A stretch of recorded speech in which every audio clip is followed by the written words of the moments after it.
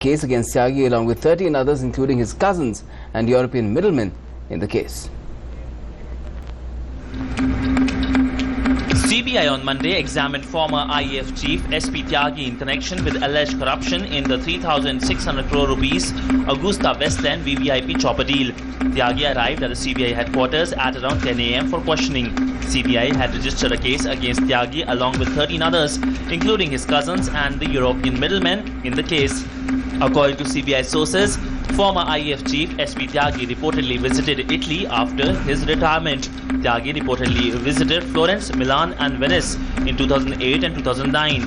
CBI questioned Tyagi about these trips in an attempt to gather details about the visit. The investigation agency is examining details of Tyagi's bank accounts and other assets as well. He will be called again on Tuesday for further questioning. His cousins, who were also summoned by the agency in relation to the case, will be examined soon. CBI has so far grilled 100 people in the AgustaWestland bribery case. All of them are Indians. CBI will also call Gautam Khaitan, legal advisor to IDS Infotech. CBI had earlier examined former Deputy Chief of Indian Air Force GS Gujral on Saturday and Sunday. Earlier, Tyagi was summoned by the Enforcement Directorate and under the Prevention of Money Laundering Act. In 2010, India signed a 3,600 crore rupees deal with AgustaWestland for 12 choppers meant for VVIPs, including the Prime Minister.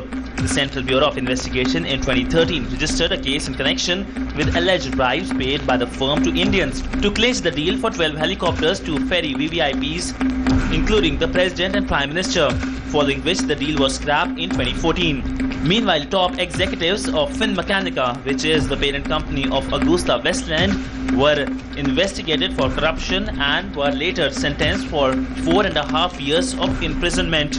The Milan Court of Appeal, equivalent to the Indian High Court, has given details of how alleged bribes were paid by helicopter makers, Finmeccanica and AgustaWestland to Indian officials through middlemen to clinch the deal.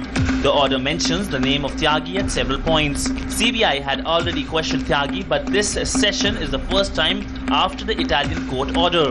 The Italian Court of Appeal reportedly also cited handwritten references to Senora Gandhi, among others, in a judgment that convicted the helicopter company's top executives. The CBI questioning comes at a time when the government has said that the core issue is of corruption.